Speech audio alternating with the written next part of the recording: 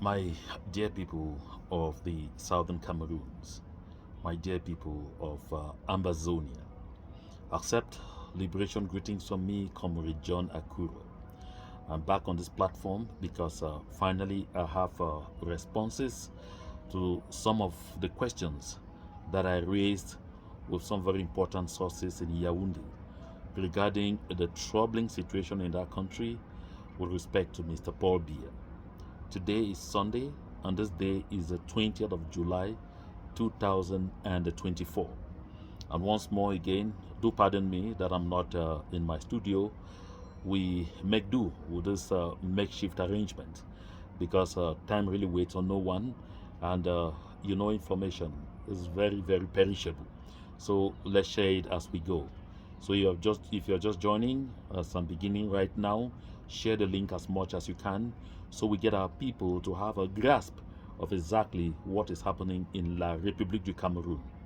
My dear people, in my last outing, I pointed out that there was a lot of confusion in Yaoundé, and that about 80, getting to 90% of the members of government of Mr. Paul Biya's regime in Yaoundé do not know exactly what is going on.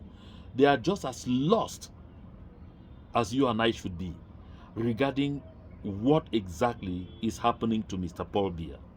You noticed that it is this lack of information, even at the summit, at the helm of the state, that has led to the cacophony that we have noticed in communication.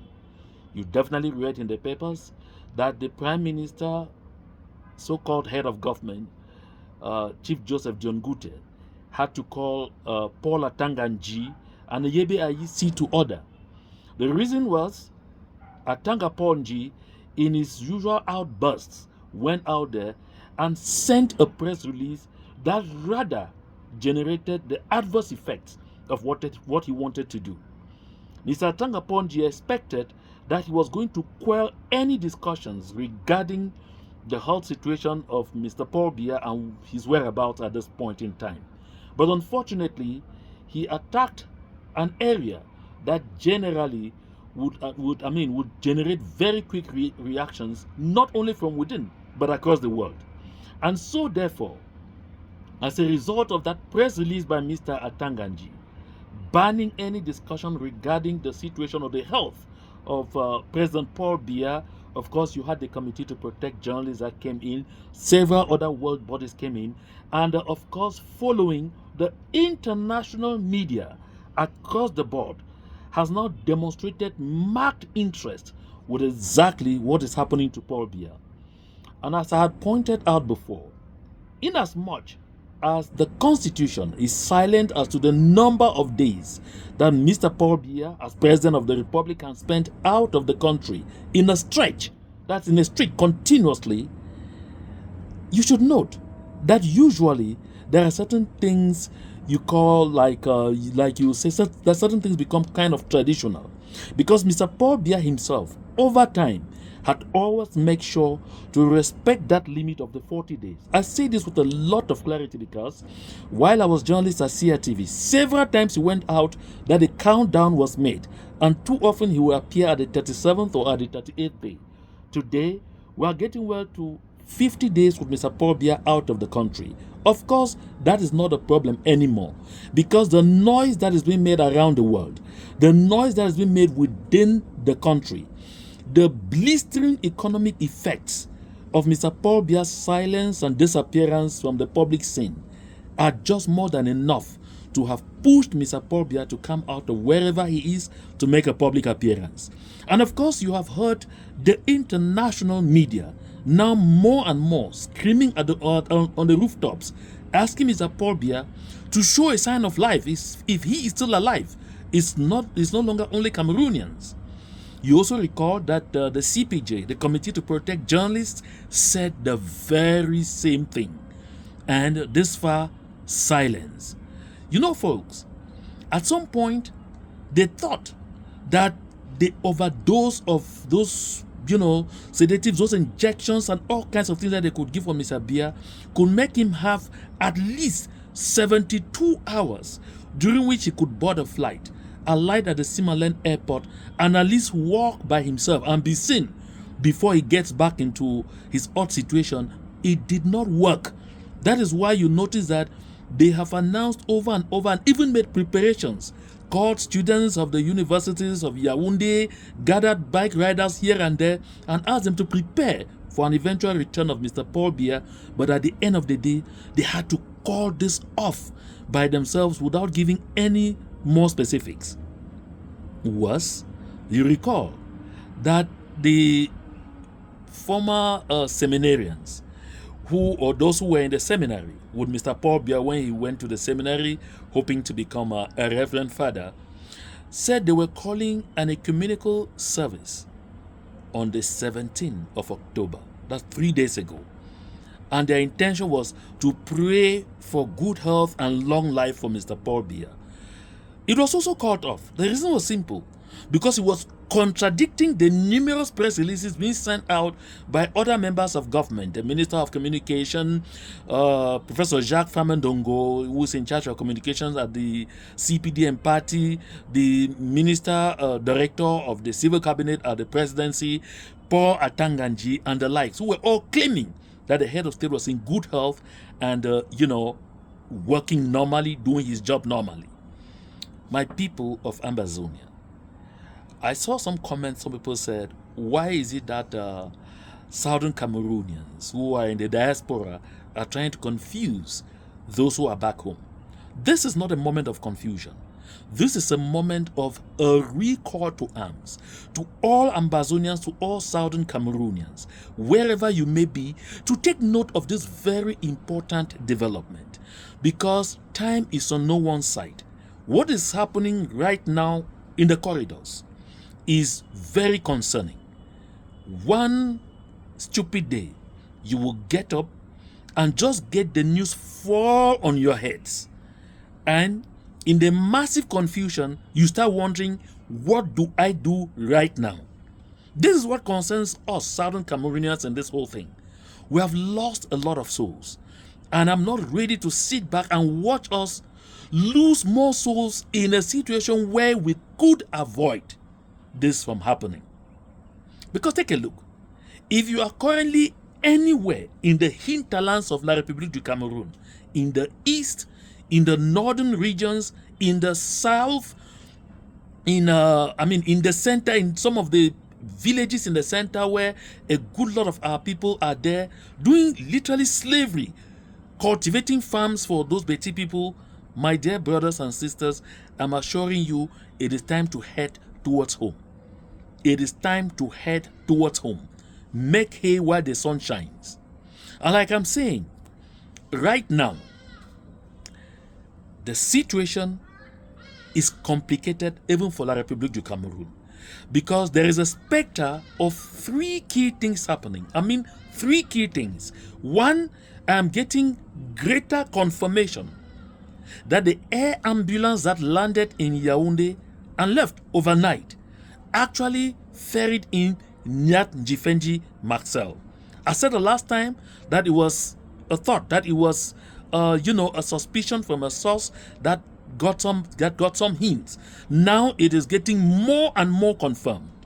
And the objective of this is the people are hoping that by any chance they can drag Nyat Njifenji even on a stretcher to the Palais de Congrès, so that in any way he can assume the interim of the helm of the state. And because he himself is very sick and already in a state of dementia, it will give them, the ruling clan, the opportunity to dictate to him everything that will be done to get a successor for Mr. Paul Biya. They are hanging on Nyat Njifenji Marcel right now because the alternative is not helpful. You noticed that not long ago, the first vice president of the Senate, His Royal Majesty Aboubakari Abdoulaye, who is also the Lamido of Rebuba, was in Switzerland. He traveled to Switzerland with von Chaffer and with the third in line, with the third in line as vice president of the Senate, the Ms. Dean Bell Marie Armand.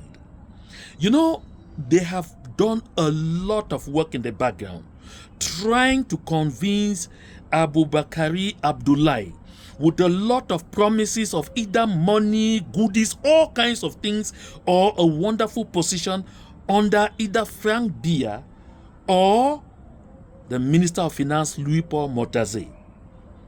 But Abdullahi or Abubakari Abdullahi has said no. He has refused all those offers and has insisted if Nyaji Fendi were to become invalid and declared incapable of taking up his position as the interim president of the country to run the transition, he, Abubakari Abdullahi, is ready to step into those shoes and play his role, because that is his role and that is what he was placed in that position.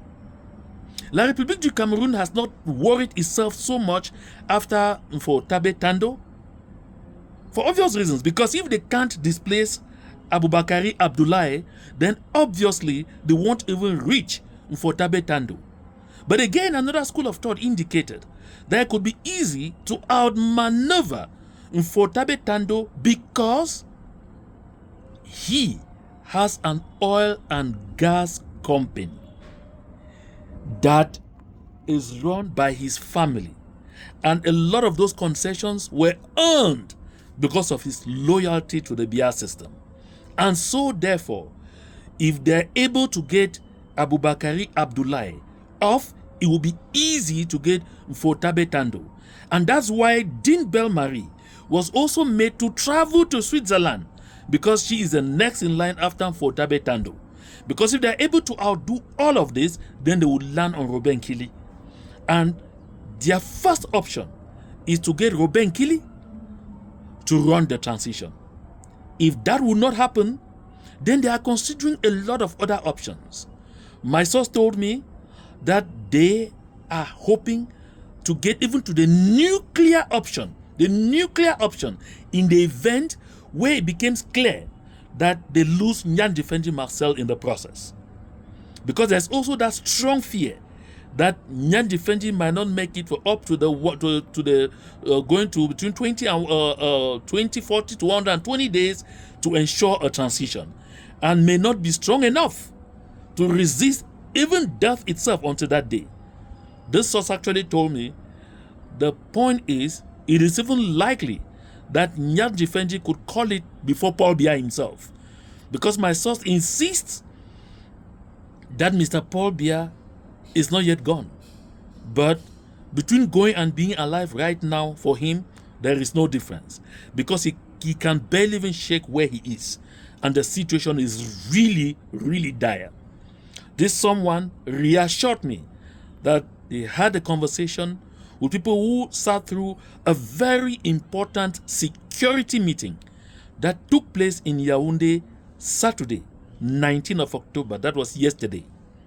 Because right now, like I said, there's a specter of three things, and I pointed the first one is do everything to drag Marcel Nyan Defendi, even on a stretcher, to the Palais de Congrès, to make sure that he is able to withstand this. If he can pronounce even the first 2 or 3 days, then they will continue to fill into the blanks for him. In case that doesn't happen, and they have to face Abubakari Abdullahi, they are thinking right to the point of even taking his life if possible, because the stakes, they say, are extremely high. The Betty people do not want to hear with any ear that anyone from another tribe will take over after Paul Biya. They are determined, and they insist that if that has to happen, then the Betty state will become the next option, meaning they are going to ensure a fight to secede the center, the south, and the east from the rest of Cameroon. That is the threat they have put on the table. Either it's another Betty man, or they will be forced and they will be left with no option but to create a Betty state. And to make that happen, there is also a huge plan which is being discussed by the secret services, because they have had a lot of information returning to them about this. that there's likely to be one of the greatest prison breaks of all time in Kondengi. And the reason for this break is because a lot of the Beti people inside there have a lot of money stashed in foreign banks. And a lot of them have the war chest that the Beti clan will require to use in fighting for power. So if you see that kind of thing happen, any moment from now, don't be surprised. It's something that is already being cooked in very high circles. The other option now is a military takeover. Because Mr. Fuda, the aide-de-camp to the head of state, Mr. Paul Biya, appears to have fallen from grace just a few weeks ago. The Beti clan are confused because they had expected to work with his leadership to stage a palace coup, because the palace coup was the next option, since of course they have all the military top brass are Beti people. Unfortunately, with that development, they are finding it increasingly difficult to come to an agreement.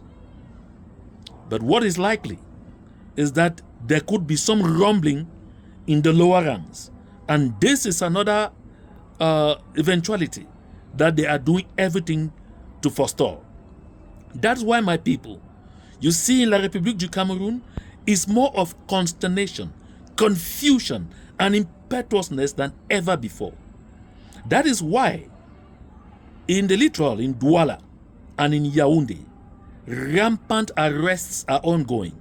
I said this the last time, and someone told me, someone wrote as a comment that I'm in Yaoundé and I'm not seeing those soldiers and policemen everywhere. A good lot of them are even operating today in civilian attire. A top military official in Douala let me know that a good lot of their staff no longer go to work dressed in military attire. No one knows what can happen at any moment.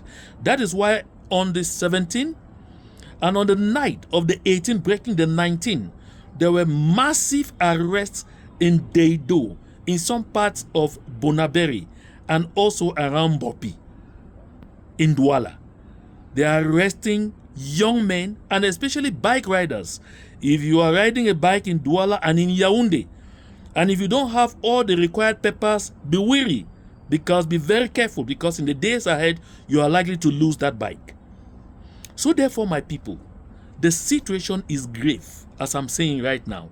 The situation is very grave, especially as some noisemakers within the Beti clan are beginning to make noise. They're talking. You heard Professor Baebek say on one of the television channels, during a panel discussion, that as far as he is concerned, it is better to tell the people of La République du Cameroun that Mr. Paul Biya is dead. For him, he said his assumption was that he is dead, not that he is coming in the days ahead. And the people deserve to be informed. Worse, I know a lot of speculation is going on as the first daughter of La République du Cameroun, Brenda Biya, went on Instagram, spent a few whole minutes just crying, just weeping, and in the end, she published a sheet of paper with Lord, dear Lord, tears in the middle and at the end, amen. Look, folks, let me be very clear here. La République du Cameroun is in a very bad place right now. And the French government is seriously at work, doing exactly what it knows how to do best. All the French government is insisting on doing is ensuring that they will only have their stooge to be the next president. And right now, they are worried because the Frank Biya option is getting quite some pushback from several quarters for one simple reason, that Frank Biya has never been in government. The highest position Frank Biya has held within Mr. Paul Biya's governing apparatus has been that of special advisor to the President of the Republic, appointed on a decree that had never been made public, that only filtered through the newspapers because of the prying eyes of some pressmen. And so therefore, France is a bit worried about that, about the ability to impose him directly. And that is why there is greater consideration on Louis-Paul Mortazé. But the option that has come up, and that seemed a bit flattering, but which France has, at this moment that I'm talking, from my source, outrightly rejected again, has been that of getting a southern Cameroonian to be president. Because this is what has been expressed as fears by the Betty clan.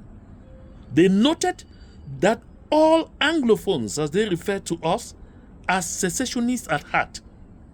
They made clear to France that all Anglophones, as they refer to us, are secessionists at heart.